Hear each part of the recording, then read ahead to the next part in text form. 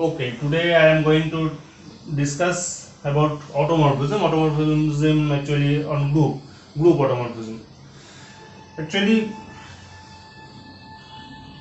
an automorphism means an isomorphism. So, first, just I am telling the definition of isomorphism. Already you know all. Let G0 be a group and G dash be another group with respect to the composition star. We denote the composition star. Then if phi is a mapping from G to G dash which preserves the composition, preserves composition means actually phi A composed B, this is equal to phi A composed phi B for all AB belongs to G, and secondly phi is bijective. This type of mapping, this type of actually bijective mapping which preserves the composition of a group from to another group is said to be an isomorphism. Now if we consider two groups are same, G and G dash, if we consider G and G dash as same groups, then these isomorphism are called automorphism. So this is not a new topic actually, this is an isomorphism but a special kind of isomorphism which is from G to itself. Okay, so why we are giving another name automorphism? What is the need of this? Actually, the automorphism, that is the isomorphism from the group to itself, is we often use in the group theory actually. And so, if we name this isomorphism to another term with another term, so here we use the automorphism, the term, then it will be very useful in any case. So we don't need to talk about every time when I say about automorphism, I don't need to say that it is an isomorphism from G to G. Just it is an automorphism on G. This will serve our purpose actually. Okay. Now I am coming to some examples of automorphism. First one I am taking this. If we consider the group Z, set of all complex numbers with respect to addition, we already know that the set of all complex numbers with respect to addition is a group with the identity element actually 0. We consider 0 equal to 0 plus I, which may be taken as complex numbers, may be considered as complex numbers. Then I considered the mapping phi from Z to Z given by phi Z equal to Z bar, simply, where Z bar denotes the conjugate of Z. If we consider suppose Z equal to A plus IB, where AB are two real numbers, then phi Z equal to A minus IB. That is phi A plus IB equal to phi A minus IB. You may say this for all Z belongs to Z. Okay. Then we can check this mapping is bijective and it preserves the composition actually. Okay. Now if we check this, just let Z1 and Z2 are two complex numbers, then phi Z1 plus Z2, this is equal to Z1 plus Z2 bar from the definition of the mapping actually. Now we know that Z1 plus Z2 bar equal to Z1 bar plus Z2 bar. Z1 bar means phi of Z1, Z2 bar means phi of Z2. Therefore, phi preserves the composition. Okay. Secondly, I need to show that phi is bijective. To show this, we consider phi of Z1 equal to phi of Z2. First, I am coming to show that phi is 1 to 1 actually, injective. For that, I need to consider this phi of Z1 equal to phi of Z2. For Z1, Z2 belongs to Z. Phi of Z1 means Z1 bar, phi of Z2 means Z2 bar. That is Z1 equal to Z2. Therefore, phi is injective. Secondly, if we consider any element, actually now I am going to say about the surjectivity of this mapping. So I need to consider any element from here, and we have to show that that element has an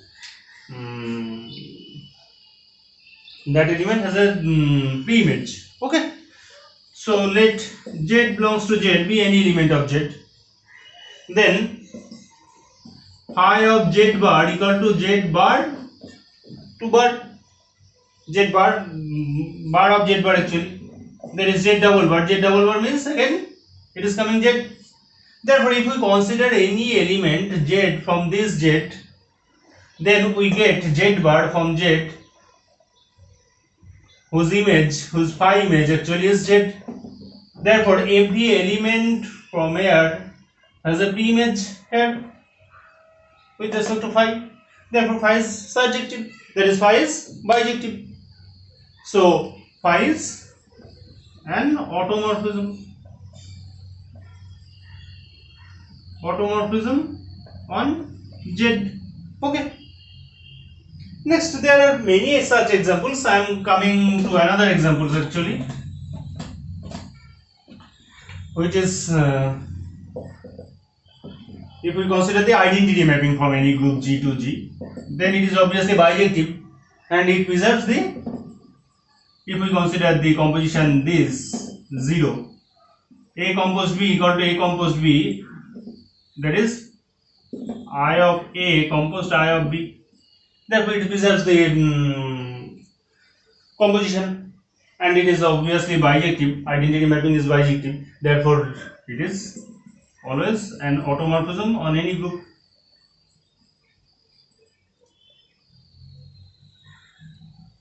Next, I am coming to another example, such as if we consider the group R2. R2 means actually R cross R with addition, with the composition addition. We know that R2 is a group. R2 forms a group with the identity element 0, 0 and inverse of any element AB being minus A minus B. Okay. Inverse of any element AB with respect to this is minus A minus B. With respect to addition, inverse for the inverse case, we denote generally minus here actually. Okay. Then, if we consider a mapping phi from R2 to R2 given by phi of AB, this is equal to B or BA, then you can check this mapping is also an isomorphism, and so it is R2 to R2, and since it is R2 to R2, therefore it is an automorphism. Okay. So there are many such automorphism we can define in many groups actually. Actually, there are at least one automorphism, that is identity automorphism on every group actually. Okay. So now we considered auto G. Auto G means the collection of all automorphisms from G to G. Auto G means collection of all automorphisms from G to G. Obviously, auto G is always, for any group G, auto G is always non-empty, because we already know that identity mapping belongs to auto G. Okay. Actually, so auto G is a set of the mapping phi such that phi is G to G and isomorphism. Okay. Such type of isomorphism, that is automorphism, we take such type of automorphisms to form this set actually auto G. Okay. Then if we consider the composition of mapping on G, then we can show that this forms a group. So we need to verify the result by the properties, whether the properties of the groups are satisfied here or not. Just for that, I am going to check the properties of the groups. First one is, let Fg belongs to auto G. Fg belongs to auto G means F is an automorphism from G to G. and G is an automorphism from G to G. Now F compose G, this is simply group composition of mapping actually. Now I need to show that F compose G also is an automorphism from G to G, that is F compose G belongs to auto G. To show that, just we know that if any two mappings are bijective, then their composition is also bijective, therefore it is bijective. Now we only to verify the preservance of the composition. Okay, so this is equal to F compose G A compose B, sorry, this, that is F G of A compose G of B, since G is an isomorphism, that is homomorphism. So F G composed A composed F is also an homomorphism, therefore F composed G of A, that is F composed G A star F composed G A, therefore F composed G is an homomorphism since it preserves the operation composition, and it is bijective since F and G, if F and G are bijective, then their composition is automatically bijective, therefore F composed G belongs to auto G. Okay, now we already know that the composition of mapping is associative, therefore we don't need to verify the associativity property. The identity mapping, already we know that identity mapping is an automorphism, and identity mapping serves the purpose of identity element. F composed I equal to F, or I composed F equal to F, therefore I is the identity mapping. Identity mapping from G to G, that is I of A equal to A for all A belongs to G. So it is an automorphism and it serves the purpose of the identity mapping, identity element of the auto G, and this algebraic structure actually. Okay, now I am going to define a special kind of automorphism actually. If we define a mapping from G to G, G is a group actually, G is a group. I am defining the mapping theta A from G to G by this theta A x or theta A G equal to A G A inverse for all G belongs to G. A G A inverse for all G belongs to G. Okay, then I am going to check that whether theta is an automorphism. First I am taking this relation, suppose G1 G2, theta A G1 G2 means A G1 G2 A inverse, A G1 A inverse, we can write this A G2 A inverse. Actually A inverse A, it is identity element, therefore we can include this in the middle of this G1 and G2. Then we can separate these two, since the group always satisfies the associativity property. So this is theta A G1 and this is theta A G2, therefore theta A preserves the composition. Secondly, if we consider theta A G1 equal to theta A G2, then A G1 A inverse equal to A G2 A inverse. If we use the left and right cancellation properties of groups, then it gives G1 equal to G2. So theta A G1 equal to theta A G2 implies G1 equal to G2, therefore theta A is an injective mapping. Secondly, if we considered any element, actually theta A, we have defined a mapping from G to G. To show that theta A is bijective, we need to show that any element of G, this G actually has a pre-image in G. If we consider G belongs to G be any element from here, then theta A G inverse, sorry, A inverse G A, this is equal to, according to definition actually, we have A inverse G A inverse, According to definition of the mapping, the definition of the mapping was theta AG equal to AG A inverse. Therefore, we have taken A inverse GA instead of G. So theta A G inverse AG equal to A this, that is A inverse G A inverse. This is identity, this is identity, therefore it becomes G. So G has a pre-image in G. This is also an element of G because the composition of the elements of G is also in G. Therefore, for any G belongs to G has a pre-image A inverse GA in G. So theta is a bijective mapping. Therefore, theta is an automorphism.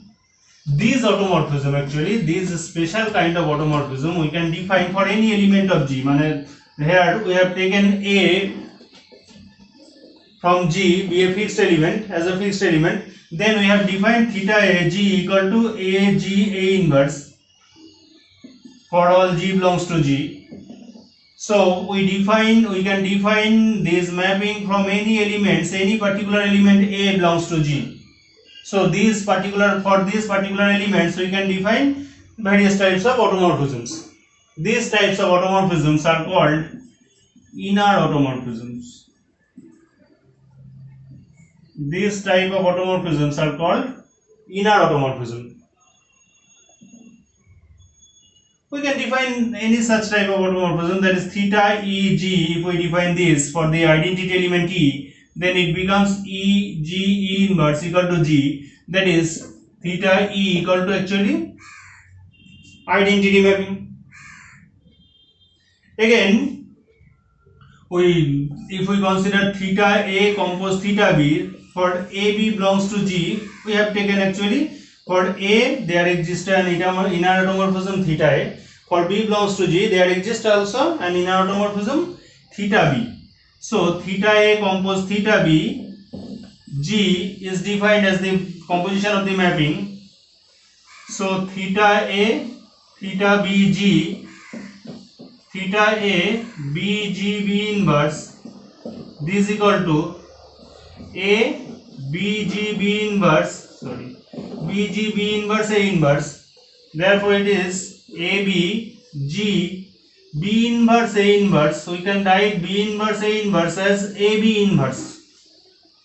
We know that this relation holds, A B inverse equal to B inverse A inverse. Therefore A B G A B inverse, that means it is phi A B G. We consider this holds for all G belongs to G. Therefore we can say that theta A compose theta B equal to theta AB. Therefore the compositions of any two inner automorphisms becomes again an inner automorphism. Okay. The identity mapping is also an inner automorphism, we have already shown here. And we know that the associative property is hereditary property. Therefore, actually if we consider this set INNG is known as actually inner automorphisms on G, set of all inner automorphisms on G. All the inner automorphisms are actually automorphisms on G, but certain kind of automorphism. Therefore, inner automorphism of G is a subset of auto G. So inner automorphism of G being a subset of auto G, and it is a non-empty subset of auto G, so therefore it satisfies the associative. Here the associative property will be satisfied. So don't need to show the associative property. Now, if we consider theta A be any inner automorphism from G to G, then theta A inverse, the inner automorphism with respect to the element A inverse, satisfies theta A compose theta A inverse equal to theta A composed A inverse, that is theta E, theta A means I. Similarly, theta A inverse theta A equal to I. Therefore, theta A inverse is the inverse element of theta A. So by the discussed what we discussed here, I am summarize that. First one, if we consider only INNG with respect to this composition, then it satisfies the closure property, that is theta A compose theta B equal to theta AB. Number 2, it is associative, since associativity is an hereditary property. Number 3, the identity element exists, which is theta E. Number 4, inverse of any element theta A exists, which is theta A inverse. Inverse of any element exists for all A belongs to G. Therefore, inner automorphism of G with respect to this composition also forms a group.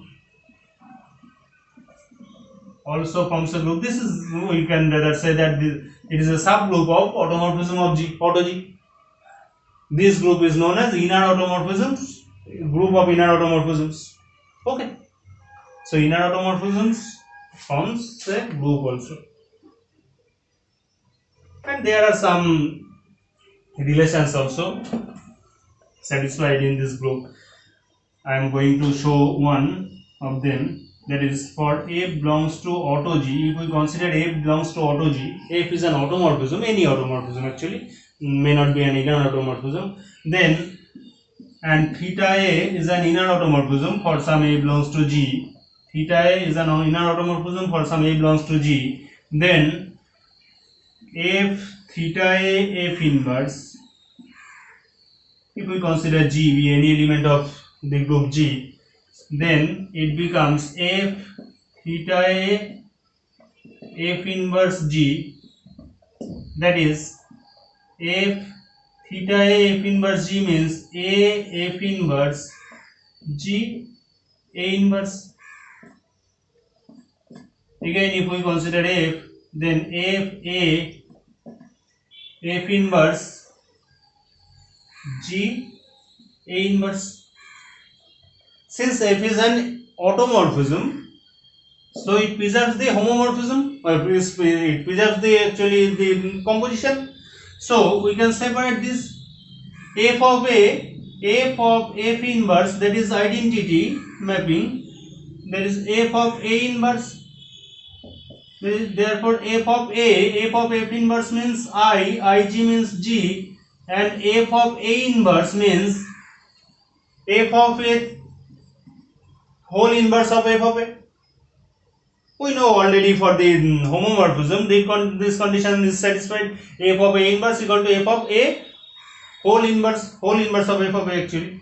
That is, this becomes phi of F, theta of F of A of G, and this relation satisfied for any G belongs to G, that is for all G belongs to G. Therefore F of theta A F of inverse, this is equal to theta F of A. Actually, if we considered any element from auto G, if we consider any element A belongs to auto G, and we consider this composition F of theta A composed F of inverse equal to theta F of A, if we consider this actually, then it becomes an inner automorphism. We know that for any group G, if H be a subgroup of G, so that for any H belongs to H and G belongs to G, if this condition is satisfied, G inverse belongs to H, then what? Then H is known as normal subgroup. We call H as a normal subgroup of G. Just look at this. Here we get for any F belongs to auto G, and theta A belongs to INNG, inner automorphisms of G, F theta A F of inverse equal to theta F of A, that is theta F, this composition, this belongs to INNG actually. So we can say INNG is not only a subgroup of automorphism of G, but it is a normal subgroup of automorphism of G. Okay, thank you for watching this video. I just request you to subscribe the channel, and if you feel this video will be helpful for any of your friend or colleague, then please share with him. If you have any type of questions actually about this topic, then please write in the comment box. I will try to solve that, and I will try to write the answer of the question in the comment box. Okay, thank you.